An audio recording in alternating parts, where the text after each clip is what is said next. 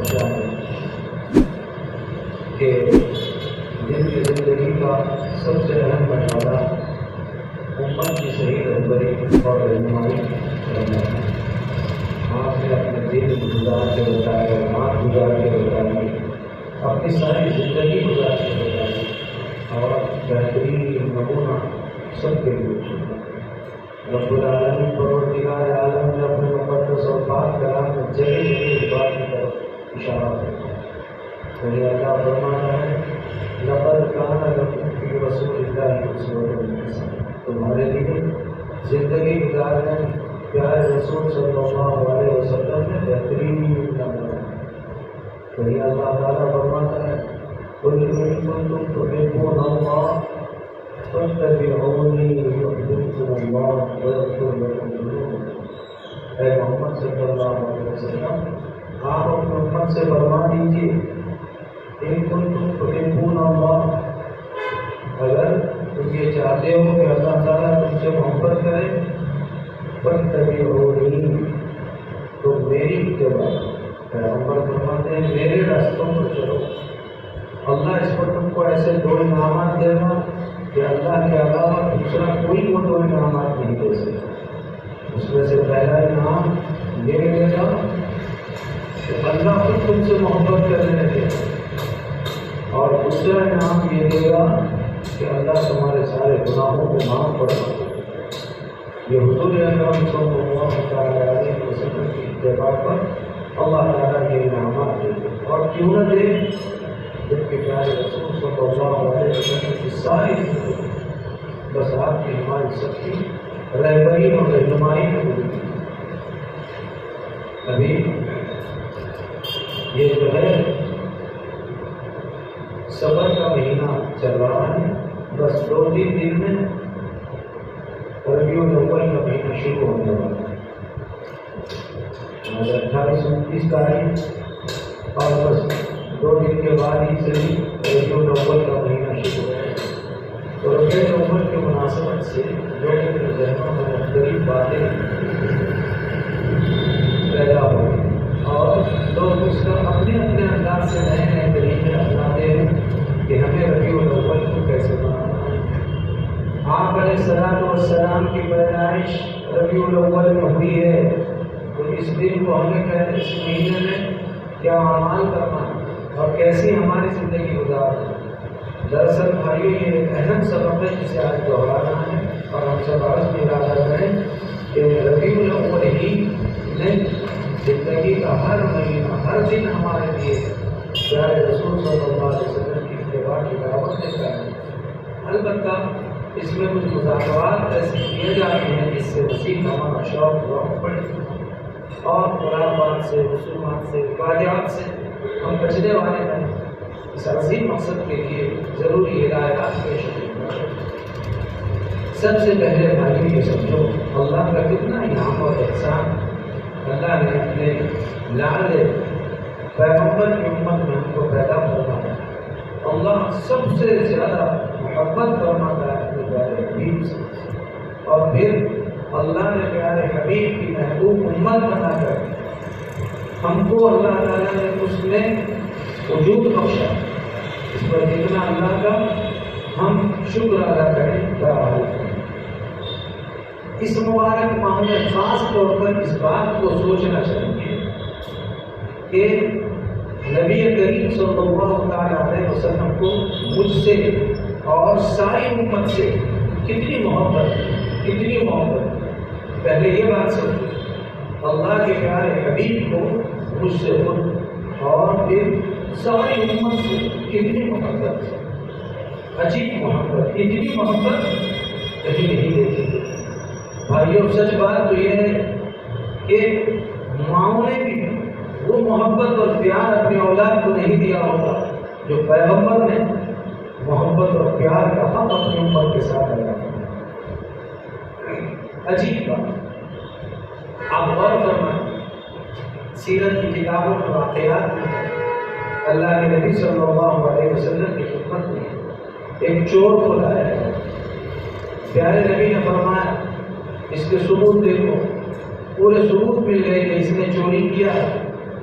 پیارے رسول صلی اللہ علیہ وسلم نے جب مکمل چھانبین فرمائی تو یہ بات ثابت ہو گئی کہ یہ چور ہے اور اس کی چوری اتنی مقدار میں کیا ہے جس پر اس کا ہاتھ کاٹا جاتا ہے۔ چنانچہ پیارے رسول صلی اللہ علیہ وسلم نے اس چور کے ہاتھ کے کاٹنے کا حکم صادر فرما دیا کہ اس کا ہاتھ کاٹ دیا جائے۔ اب جلاد ہاتھ کاٹنے کے لیے چور کو لے جا رہا ہے، ادھر امتی کا ہاتھ کاٹا جا رہا ہے اور ادھر پیارے پیغمبر ان کے آنکھوں سے آنسوؤں کی گڑی بہہ رہی ہے اور آپ رو رہے ہیں۔ صحابہ نے تھوڑی دیر رک کر پوچھا، اللہ کے پیارے حبیب، اس چور کا ہاتھ آپ ہی کے تو حکم سے کاٹا جا رہا ہے، پھر آپ ہی رو رہے ہیں؟ پیارے پیغمبر ارشاد فرماتے ہیں، ارے بھائیوں، یہ میرا امتی ہے، جب اس نے کوئی غلطی کیا، انصاف کا تقاضا یہی ہے کہ شریعت کا حکم اس پر نافذ کر دیا جائے، وہ تو میں نے نافذ کر دیا، اب اس کا ہاتھ کاٹا جا رہا ہے تو اس کی تکلیف اس کے نبی کو نہیں ہوگی تو پھر کس کو؟ اور ادھر پیغمبر رو رہے ہیں اور ادھر چور کا ہاتھ کاٹا جا رہا ہے۔ اللہ کے پیارے حبیب صلی اللہ علیہ وسلم کو اپنی امت سے کتنی محبت، کتنی محبت، آپ حیرت کریں۔ اللہ کے نبی صلی اللہ علیہ وسلم نے بھائیوں پوری زندگی میں کبھی پیٹ بھر کر کھانا نہیں کھایا۔ کیوں نہیں کھایا؟ کیا آپ کے گھر میں کھانے کی کمی تھی؟ یہ جو واقعات بیان کیے جاتے ہیں کہ 2 مہینے چولہے نہیں جلے، یقیناً نہیں جلے، لیکن میں آپ سے پوچھنا چاہتا ہوں، جب اللہ کے پیارے حبیب اتنے محبوب ہے تو بھائیوں، اللہ اگر چاہتا اور اللہ کے نبی اگر یہ چاہتے تو واقعی اس میں کوئی شبہ نہیں، ہر صبح ناشتے کا الگ دسترخوان، دوپہر کا الگ دسترخوان اور شام کا بہترین تازہ دسترخوان، 3 وقت کے 3 الگ الگ کھانے اللہ براہ راست جنت سے میرے حبیب کے لیے اتار سکتا ہے۔ اور آقا کھا سکتے تھے، لیکن آقا نے محض اس وجہ سے نہیں کھایا کہ میں تو اچھے کھانے کھا لوں گا، قیامت تک آنے والے کروڑوں امتی ہوں گے، ان کے گھر پر اگر فاقے ہوں گے تو پھر انہیں فاقے کی حالت میں بے چینی ہوگی تو وہ اپنے دل کو قرار اور تسلی کہاں سے حاصل کر سکتے ہیں؟ میں بھوکا رہ کر سب کے جیسا تو ہو سکتا ہوں، ظاہر سب کو بھوکا نہیں کر سکتا۔ اس لیے اللہ کے نبی نے کہا اگر کھانے کے لیے مجھے نہیں ہے بس یہی بات ہے، اور آپ علیہ السلام نے خود فاقے گزارے۔ آپ کے پیٹ پر ایک صحابی نے آ کر عرض کیا اللہ کے نبی مطلب کے موقع پر کہ مجھے بہت بھوک لگی ہے اور بھوک میں نے اپنے پیٹ پر پتھر باندھے، تو پیغمبر محمد رسول اللہ صلی اللہ علیہ وسلم نے بھائیوں جب وہ صحابی نے یہ بتایا تو بات ہم نہ کرو، تمہارے نبی تم سے پہلے اپنے پیٹ پر 2 پتھر باندھ چکے ہیں، 2 پتھر باندھ چکے ہیں، ان کو جتنی بھوک لگی ہے اس کے 2 حصے زیادہ مجھے بھوک لگی ہے۔ امت پر شفقت، امت پر رحمت، سب کچھ امت کے لیے قربان فرمایا اللہ کے پیارے حبیب صلی اللہ علیہ وسلم۔ آپ کی بیٹی کی شادی ہو رہی، پیاری بیٹی کی شادی ہو رہی، اب آپ اندازہ لگائیے کہ پیاری بیٹی کی شادی ہوئی اور شادی میں اللہ کے نبی صلی اللہ علیہ وسلم نے اپنی بیٹی کی شادی کے بعد گھر کے حالات کو جا کر دیکھا نہیں، بلکہ جب درخواست آئی تو آپ علیہ السلام نے اپنی بیٹی کو تسلی کیسے دیا؟ بیٹی نے آ کر یا کسی ذرائع سے جب یہ شکایت پہنچائی کہ گھر میں خود اپنے ہاتھوں سے چکی پیستی ہوں، اللہ کے پیارے نبی میرا حال یہ ہے کہ میں خود آٹا گوندتی ہوں، خود ہی روٹی بھی بناتی ہوں، خود ہی مشکل سے پانی بھی لاتی ہوں، چکی بھی پیستی ہوں اور باہر سے پانی بھی لاتی ہوں، اور خود کا حال یہ ہے کپڑے ایسے پہنے ہوئے ہیں کہ کپڑوں پر صرف کپڑے کا نہیں اونٹ کے چمڑے کا بیہود لگا ہوا ہے۔ یہ اللہ کے نبی کی بیٹی کے کپڑے اور کھانے پینے کی یہ حالت۔ اللہ کے نبی صلی اللہ تعالی علیہ وسلم کے پاس ایک مرتبہ غلام آئے تو بیٹی نے کچھ اشارے گرائے میں چاہا کہ مجھے غلام مل جائے۔ اللہ کے نبی نے فرمایا کہ تم سے زیادہ مستحق دوسرے لوگ موجود ہیں، ان کو ہوتے ہوئے تمہیں ترجیح نہیں دی جا سکتی۔ البتہ بیٹی تم کو میں ایک عمل دیتا ہوں، وہ یہ ہے کہ تم روز آنا، جب بھی آرام کرنے کے لیے بستر پر پہنچو تو 33 مرتبہ سبحان اللہ، 33 مرتبہ الحمدللہ، 34 مرتبہ اللہ اکبر پڑھ لیا کرو۔ یہ دن بھر تمہارے گھر کے کام سے جو تم کو تھکاوٹ آئی تھی، یہ تسبیح فاطمی کی برکت سے بیٹی اللہ تمہاری ساری تھکاوٹ دور فرما دے۔ وہ پیارے آقا نے اپنی بیٹی کو بھائیوں یہ غلام دینا گوارا نہیں فرمایا، آپ نے عمل پہ لا کے کھڑا کیا۔ کیوں نہیں کیا؟ آپ چاہتے تو جو چاہتے سب کچھ دے سکتے تھے اپنی بیٹی کو، لیکن محض اس وجہ سے نہیں دیا کہ قیامت تک آنے والی امت اربوں کروڑوں کی تعداد میں ہوگی۔ اگر میں نے بیٹی کو غلام دیا تو ہو سکتا ہے ہر بیٹی اپنے باپ کو تانا دے گی کہ ابا یہ اور یہ سامان مجھے دینا پڑے گا، اور دینے سے تمہارا کوئی کمال نہیں ہوگا۔ نبی نے بھی اپنی بیٹی کو دیا تھا۔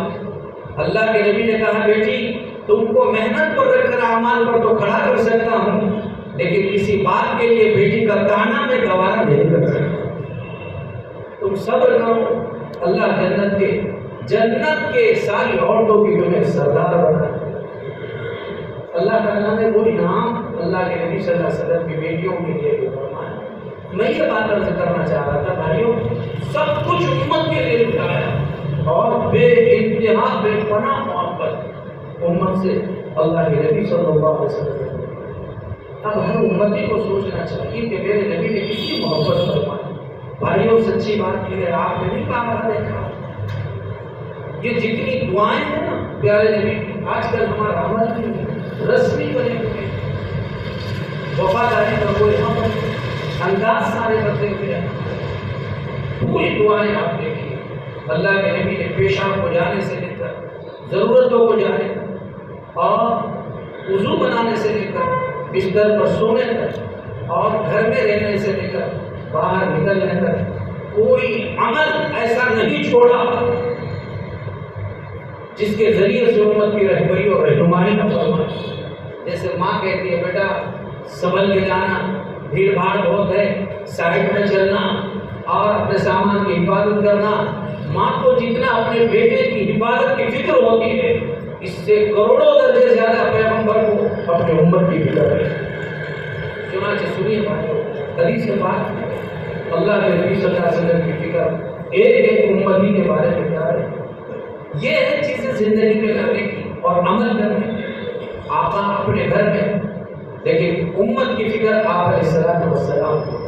چنانچہ آپ اندازہ لگائیے، آپ نے فرمایا جب تم میں سے کوئی شخص باہر سے آئے رات میں دروازہ بند کرنا چاہے تو چاہیے کہ پہلے دروازہ بند کرتے وقت بسم اللہ پڑھے، بسم اللہ کہہ کر اپنے دروازے کو بند کریں۔ بسم اللہ کہنا چاہیے، بسم اللہ الرحمن الرحیم کہنا چاہیے، اور بسم اللہ الرحمن الرحیم کہہ کر اپنے گھر کا دروازہ بند کرنا چاہیے۔ اللہ کے نبی نے فرمایا بسم اللہ کہہ کے دروازہ بند کر دو۔ کیوں؟ ارے تمہاری شیطانوں سے حفاظت ہو جائے گی۔ جو گھر کا دروازہ بسم اللہ پڑھ کر بند کیا جاتا ہے، اللہ شیطانوں سے ان گھروں کی حفاظت فرماتا ہے۔ اب دیکھیے اس میں شفقت کا پہلو پیارے نبی کا کہ کہیں شیطان سے تمہارے گھروں میں نقصان نہ پہنچے، اس لیے ایک ایک گھر کی فکر فرما کر سب کو بتا دیا کہ اپنے گھر کا دروازہ بسم اللہ الرحمن الرحیم کہہ کر بند کر دیا۔ پھر پیارے آقا صلی اللہ علیہ وسلم نے یہ بات بھی ارشاد فرمائی کہ دیکھو جہاں تم بسم اللہ الرحمن الرحیم کہہ کر گھر کا دروازہ بند کر رہے ہو، دوسری بات سن لو، اپنے گھر میں برتن جتنے ہیں تمہارے رات کا وقت ہے، اللہ اکبر کیا فکر، رات کا وقت اور جتنے برتن ہیں ایسے ہی کھلے مت چھوڑو، کھلے ہیں اس کو اونگے رکھو یا اس پر کوئی برتن سے اس کو ڈھک دو، بند کر کے رکھ دو۔ کیوں؟ سال بھر میں ایسی ہوا چلتی ہے، سال بھر میں ایسی ہوا چلتی ہے اور ایسی سال بھر میں ایک رات آتی ہے، صرف ایک رات، اس میں ایسی ہوا چلتی ہے کہ اس ہوا، وہ ہوا اور وہ بلا، جو برتن خالی ہوتے ہیں اس میں اگر وہ گر جائے تو اس سے ایسی بیماریاں لاحق ہوتی ہے جو لا علاج ہوتی ہے۔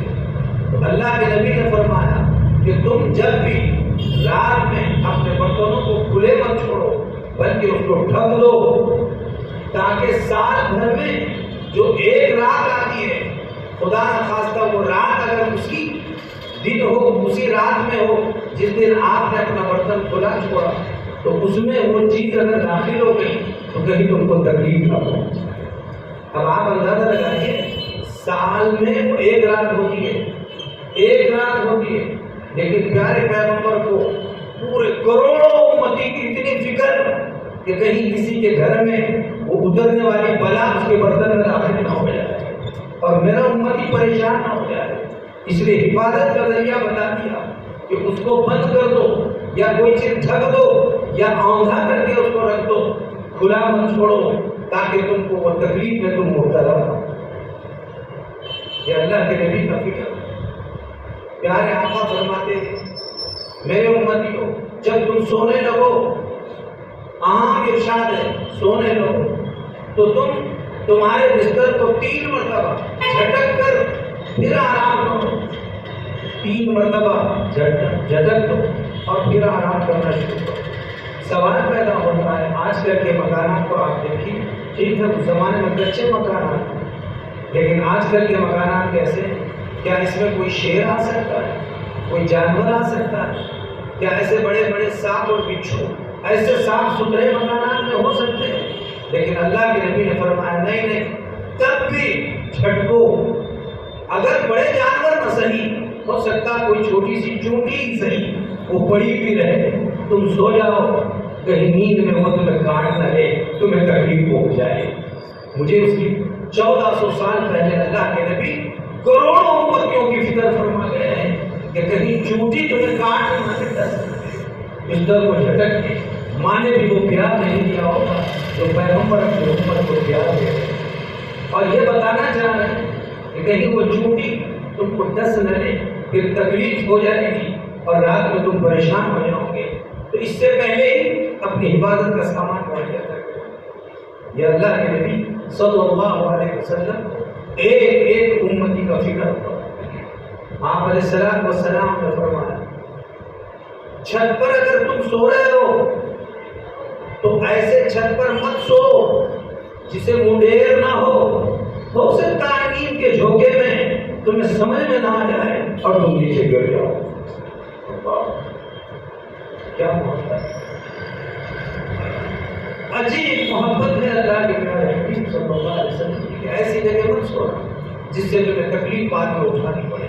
اس لیے نسخہ بتایا جا رہا ہے کہ اپنی حفاظت کر کے سو۔ آپ پانی پی رہے ہیں، اللہ کے نبی صلی اللہ علیہ وسلم نے ارشاد فرمایا جب تم میں سے کوئی شخص پانی پیے تو بس پانی کا گلاس ہاتھ میں لے کر ڈائریکٹ مت پیو، پینے سے پہلے گلاس میں اچھی طرح دیکھو، ہو سکتا ہے کوئی کیڑا کچرا اندر گرا ہوا ہو، تمہارے حلق میں اٹک جائے اور تم کو تکلیف ہو جائے۔ فکر ہو رہے بتاؤ، ہر وقت ہر ماں اور باپ اتنی فکر نہیں کر سکتے جو ہمارے پیغمبر نے ہر وقت میری اور آپ کی فکر فرمایا۔ ہمیں حکم دیا گیا جوتا پہن رہے ہو تو جوتا تمہارا جہاں بھی ہو، جوتا پہنتے وقت پہلے تم سیدھے پیر میں سیدھا اور بائیں پیر میں بایاں پہنو، لیکن جوتا پہننے سے پہلے دونوں جوتوں کو اچھی طرح جھٹک لو، کہیں ایسا نہ ہو کہ کوئی تکلیف دہ چیز اندر پہلے سے موجود ہو اور تمہارے پیر داخل کرنے کی وجہ سے تمہیں تکلیف ہو جائے۔ اللہ ایسا اللہ شاید کائنات کی نگاہوں نے کہیں یہ پیارے آقا کو آپ سے اور ہم سے محبت کرتا ہے۔ اب ذرا اس موقع پر تھوڑا سا ہم سوچیں، جس آقا نے پیغمبر نے اس سے اتنی محبت فرمائی، میرے دل میں اس آقا کی کتنی محبت ہے، کتنی محبت ہے کیا اس آقا کے طریقوں پر میرا عمل ہو رہا ہے؟ وہ سنتیں میرے زندگی میں زندہ ہو رہی ہے؟ آقا کے اداؤں پر میں مٹ رہا ہوں؟ ویسی قربانی اور ویسا جذبہ میرے اندر ہے جو پیارے رسول صلی اللہ علیہ وسلم نے مجھے اور ساری امت کو تقسیم فرمایا۔ اب بات یہ آئی ماہ ربیع الاول، تو سب کو معلوم ہے ربیع الاول کا مہینہ آیا ہے، لیکن آپ دیکھیے ربیع الاول کے مہینے میں جس لاڈلے نبی نے ہماری اتنی فکر فرمائی کہ کہیں چوٹی ڈس نہ لے، کہیں گھر میں تکلیف نہ پہنچے، کہیں کیڑا حلق میں اٹک نہ جائے، کہیں کوئی تکلیف دہ چیز پیر میں تمہیں ڈس نہ لے، ان کی فکریں بتا کر ہمیں اس سے بچنے کے راستے پیدا کیے۔ اور آج بھائیو امتیوں کا یہ حال ہے، ماہ ربیع الاول جیسا مبارک مسعود مہینہ آ رہا ہے اور ہم جشن عید میلاد النبی منانے میں لگے ہوئے۔ کتنے لوگوں کو آپ دیکھیں گے بھائیوں، اس میں کئی جگہ پر درس نکل رہے ہیں، کئی جگہ سندل ہو رہے ہیں۔ ارے لاڈلے پیغمبر نے اپنی زندگی میں کبھی آپ علیہ السلام کی عمر شریف جو گزری ہے مکہ المکرمہ میں، تو مکہ المکرمہ میں نبوت کے بعد 13 سال رہے اور مدینہ المنورہ میں نبوت کے بعد 10 سال رہے، نبی بننے کے بعد 23 سال تک آپ رہے۔ اس کا مطلب یہ ہوا آپ کے پیدائش کا دن اللہ کے نبی کے سامنے 23 سال تک آتا رہا، لیکن کسی سال اللہ کے نبی نے نہ خود اپنا جشن منایا نہ کہیں صحابہ کو اپنے جشن منانے کی اجازت کہیں۔ آج لوگ تو یہ کہہ رہے ہیں، آج تو جیسے اور دیگر اقوام جینتی ان کی اپنی مناتے ہیں، ان کے یہاں فلاں اور فلاں کی جینتی نکل رہی ہے، آج پیغمبروں کی جینتی نکالی جائے۔ محل اور پھر بات صرف اسی پر نہیں ہے، نبی ہی کی نہیں، کہیں عرس کے نام پہ اولیاء اللہ، بزرگان دین ہمارے اولیاء اللہ اپنے قبروں میں آرام فرما رہے ہیں۔ وہ یہی شرک مٹانے کے لیے آئے، یہی بدعات مٹانے کے لیے آئے، یہی رسومات مٹانے کے لیے آئے، وہ یہی ناچ مٹانے کے لیے آئے، گانے مٹانے کے لیے آئے، یہ بے ڈھنگے پن مٹانے کے لیے آئے۔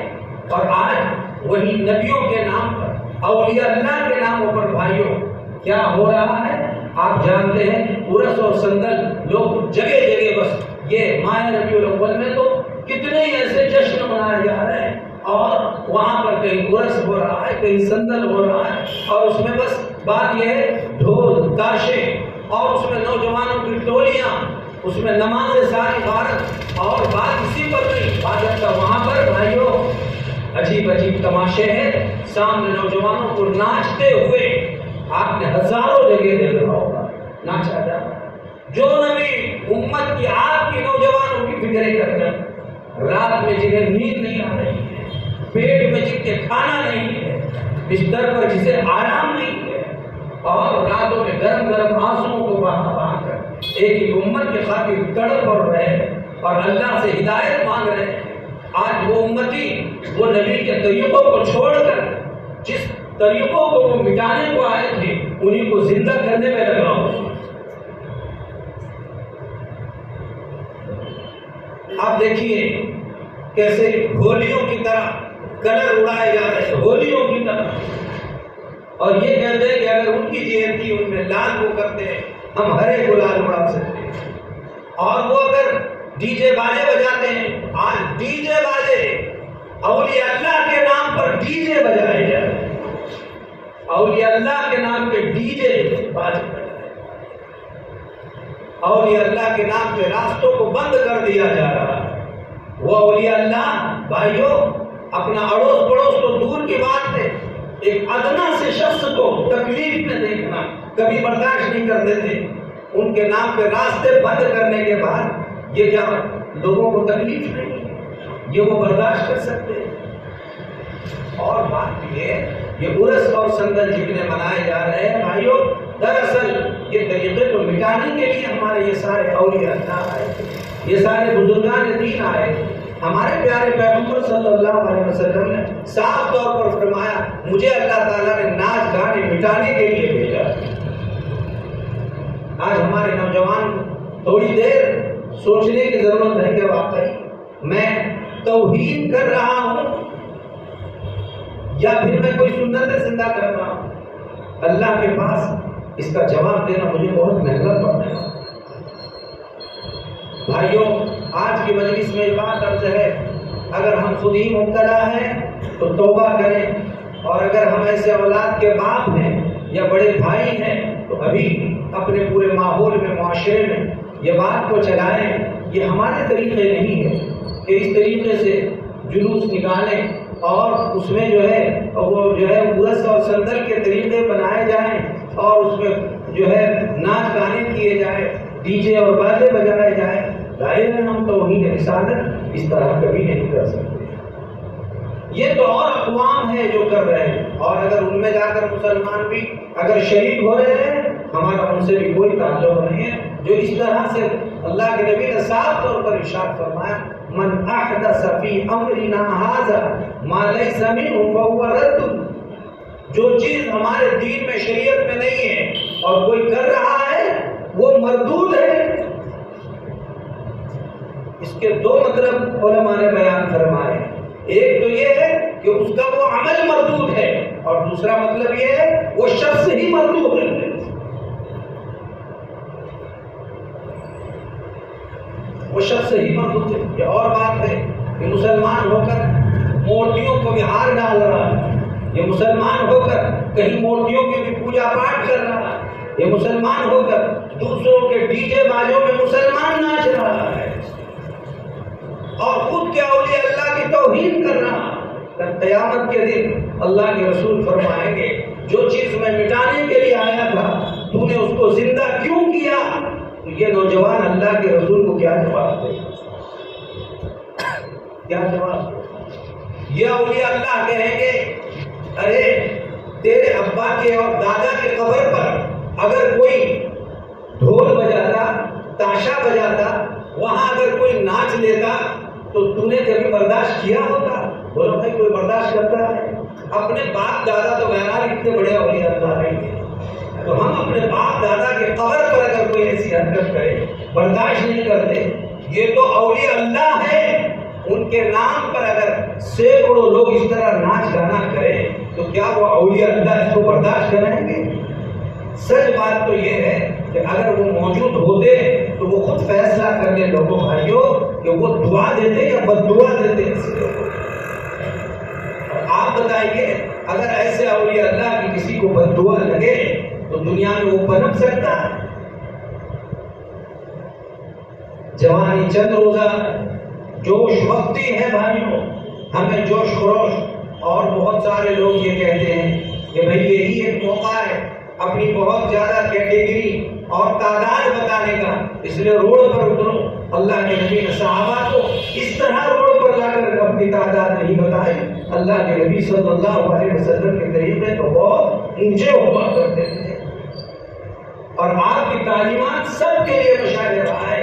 یہ بھی نہیں ہے کہ گھروں میں بند کر کے بٹھایا، آپ کی تعلیمات کی روشنی میں جو آپ نے کیا وہ سب آپ کیجیے، اور جن سے منع فرمایا سب سے رکیے۔ اسی میں ہماری خیر ہے، اسی میں ہماری برکتیں ہیں، اور یہی ہماری زندگی۔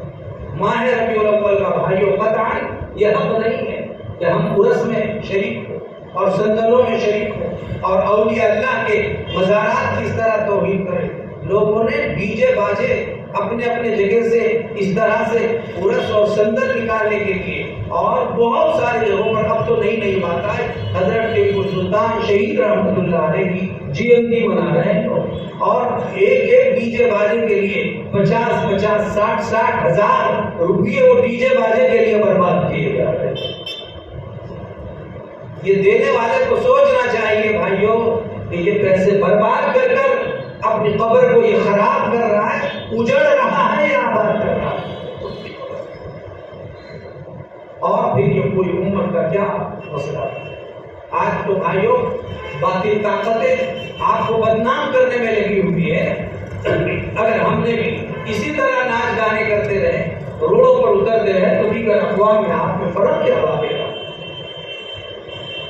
ہمارے نبی کی سنتوں کا حق یہ ہے کہ میرے نبی نے جتنی سنتیں ادا کی تھی بس وہ سنتیں مجھے ادا کریں، اور آپ کی پیدائش کا دن یقیناً عید سے زیادہ خوشیوں کا دن ہے، لیکن ہمیں اس دن عید نہیں منانی ہے۔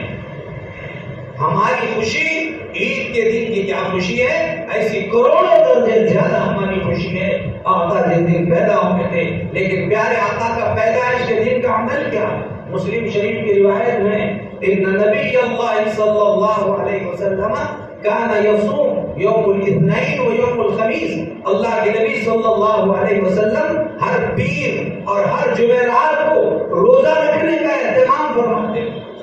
ایک روایت میں ہے آپ سے پوچھا گیا اللہ کے نبی پیر کے دن آپ روزہ کیوں رکھتے ہیں؟ اللہ کے نبی نے فرمایا اس میں آج عید کے دن اللہ تعالیٰ نے دو عظیم نعمتیں عطا فرمائی۔